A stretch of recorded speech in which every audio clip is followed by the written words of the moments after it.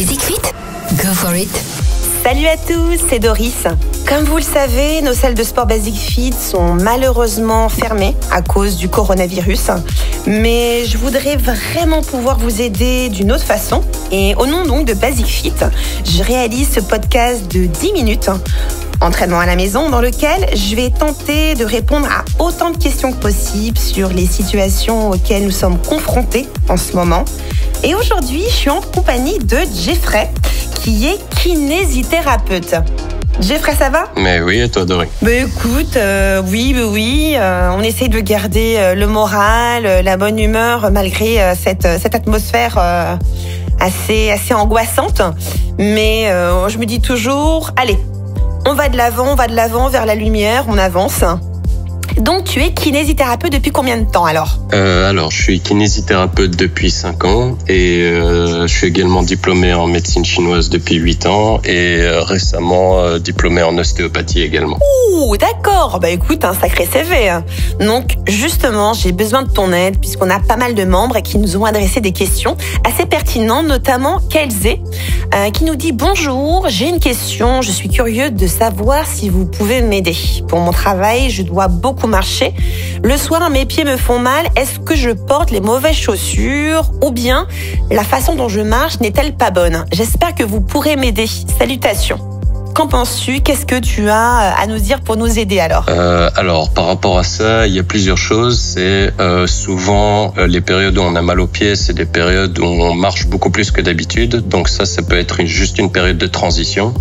Après, il y a une deuxième chose, c'est les chaussures, forcément. Si on a des chaussures avec une semelle très plate, ça va pas vraiment soutenir l'arche du pied et du coup, ça peut être sensible. Et du coup, si ça dure depuis un certain temps, il faut peut-être en fait d'une certaine façon muscler les pieds. Et puis voilà, ça c'est une spécialisation, une spécificité que les kinés peuvent traiter assez facilement. Si ça dure depuis un certain temps, il faut traiter parce que ça peut se transformer en tendinite si c'est pas réglé. Mais justement, en parlant de ça, avec ce coronavirus, ce confinement, tu es obligé de travailler à distance. Donc, comment tu fais justement en termes de contact avec tes patients, puisque je présume que tu peux pas les rencontrer dans ton cabinet maintenant ? Non, j'ai fermé mes cabinets. Alors, c'était pas une obligation, mais on peut toujours voir les cas urgents des personnes qui se bloquent totalement le dos, ou des gens qui viennent de sortir de chirurgie qu'il faut absolument suivre, ou d'autres cas malheureusement plus graves. Ouais. Mais autant que possible, je ne me déplace pas et si je le fais, je prends tout ce qu'il faut pour me protéger et puis je vais voir ma foi les patients à domicile. Ah, tu fais aussi du domicile alors ? Alors normalement pas, mais c'est une circonstance exceptionnelle, alors je me déplace avec tout le matériel, la table, etc. dans les cas d'urgence. Ok, donc il y a vraiment une certaine attitude à adopter en termes aussi aseptiques pour pouvoir éviter de se contaminer. Ah oui, effectivement, mais on a vraiment besoin de vous, de toute manière, que ce soit les kinés en ce moment. On en profite aussi pour remercier le corps soignant, tout ce qui est ambulancier, infirmière, pompier, puisque effectivement, là, on a vraiment besoin de vous. En parlant de sport, parce que Basic Fit, justement, prône le bien-être, la santé et donc le sport. Est-ce que tu prends le temps aussi, justement, de combiner entre tes consultations avec le sport ? Comment ça se passe ? Alors, pour simplifier la chose, parce que forcément, il y a plein de choses sur lesquelles on peut jouer, la souplesse, le renforcement musculaire, tout ce qui est cardio.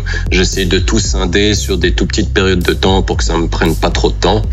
Et du coup, je fais des périodes d'entraînement d'une demi-heure par jour et je sépare tout en fait pour que ce soit simple et efficace tout simplement. Écoute, j'ai envie de te dire, continuons aussi avec nos questions puisqu'il y a quand même pas mal de personnes qui sont blessées, qui aimeraient avoir des justement conseils en termes de bonne posture pour s'asseoir, des bonnes postures aussi sportives. Donc, allez, on va enchaîner parce qu'on a eu énormément de questions. Là maintenant, c'est Marcel qui nous dit « Bonjour, je travaille à la maison depuis environ 4 semaines maintenant, mais je remarque que mon cou et mes épaules me dérangent vraiment. Je sens comme des tensions. Je vis seule et personne ne peut me masser. Y a-t-il une possibilité de masser pour que mes muscles se détendent? Avez-vous une autre solution ?» Alors, la première très simple pour s'automasser, c'est s'il y a à la maison une balle de tennis ou quelque chose de relativement rond, juste plaquer la balle de tennis contre un mur et se mettre contre la balle de tennis pour en fait s'appliquer un automassage. Ça, c'est une manière assez simple de le faire pendant 4-5 minutes et essayer de faire rouler la balle dans les zones de douleur. Et par rapport à la posture, il faut bien vérifier la hauteur de la table, la hauteur de la chaise pour se débrouiller que les épaules ne soient pas contractées. En fait, il faut que les épaules soient relâchées, que les coudes soient déposés sur la table et essayer de bien caler le bas du dos contre le dossier de la chaise pour pouvoir être droit et ne pas avoir trop de tension. J'avoue, effectivement, il y a beaucoup de personnes qui sont assis, sont installées et au fil du temps, la position devient vicieuse vraiment. Elle devient plus physiologique. Donc effectivement, c'est là où ça peut être source de tension, mais on s'en rend jamais compte jusqu'au moment où la tension commence à s'installer. Donc c'est vrai que je suis d'accord avec toi. Et effectivement, j'ai quelqu'un du corps médical qui m'avait parlé aussi de la balle de tennis. Et même si j'étais vraiment dubitative au début, j'avoue, ça m'a enlevé pas mal de tension. On va continuer avec Kevin qui nous dit « Salut, merci pour ce podcast. Je me pose une question depuis un certain temps. Quand j'attends le bus par exemple et que j'ai du temps à perdre, je me mets à dessiner et souvent je remarque que je creuse mon dos et que je mets mes épaules vers l'avant. De temps en temps, j'essaye de me tenir droit, donc les épaules en arrière et la tête droite, mais je ne suis pas à l'aise. Donc pour toi, Jeffrey, quelle est la façon la plus naturelle et la meilleure pour son corps? Alors ça, c'est assez personnel en fait d'une personne à une autre parce que de plus en plus on a un peu tous cette tendance à être vers l'avant avec les tablettes, les téléphones et toutes nos activités devant les ordinateurs. Ouais. Et en fait toutes ces idées de vouloir absolument se tenir droit, c'est pas nécessairement la solution, même si ça fait toujours du bien. Et c'est plus intéressant en fait de muscler le dos et d'étirer tout ce qui est abdos ou les pectoraux, quelque chose qu'on fait relativement peu souvent. On a juste tendance à penser à étirer son dos parce qu'on a mal au dos. Mais l'idée, c'est un peu de corriger le déséquilibre qu'il y a chez nous. Et ça peut être fait en association avec un kinésithérapeute ou un autre professionnel du musculo-squelettique. Mais voilà, l'idée c'est plutôt d'étirer pour soulager, mais surtout de muscler le dos pour corriger le déséquilibre en fait. Et justement, j'en profite de t'avoir sous la main. Est-ce que tu pourrais nous donner donc des conseils pour avoir des étirements optimales Alors, en termes de soulagement, le mieux pour le bas du dos, ça va être d'étirer principalement ce qu'on appelle la chaîne postérieure, donc les ischio-jambiers à l'arrière de la cuisse, ouais. les fesses, et puis plus spécifiquement le muscle piriforme, c'est une petite alternative d'un muscle plus profond au niveau de la fesse. On peut trouver très facilement sur YouTube ce genre d'exercice. Et un à ne pas oublier, c'est le muscle psoas qu'on a tendance à beaucoup oublier, qui est lui. On pense souvent avoir mal au dos des fois, alors que c'est le psoas qui finalement nous titille.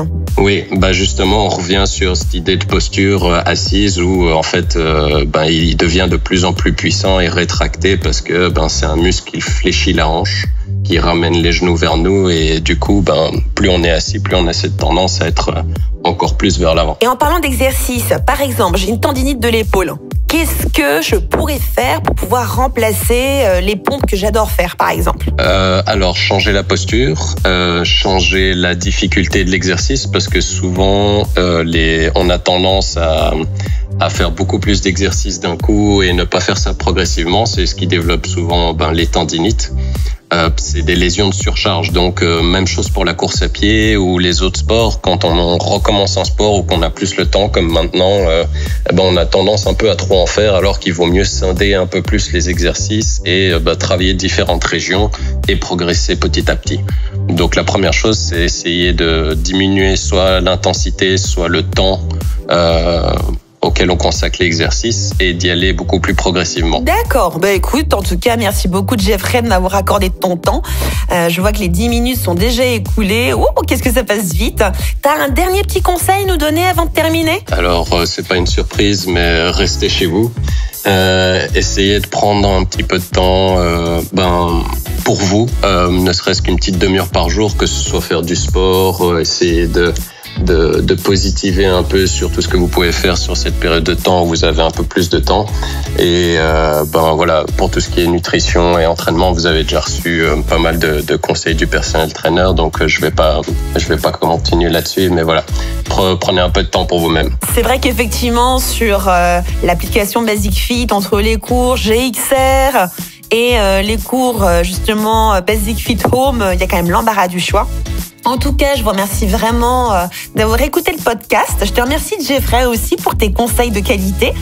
Et on espère vous revoir très bientôt dès que nos salles de sport seront réouvertes. Donc, c'était Doris. Et surtout, les amis, n'oubliez pas, la santé d'abord. Prenez soin de vous. Bisous. Basic Fit, go for it.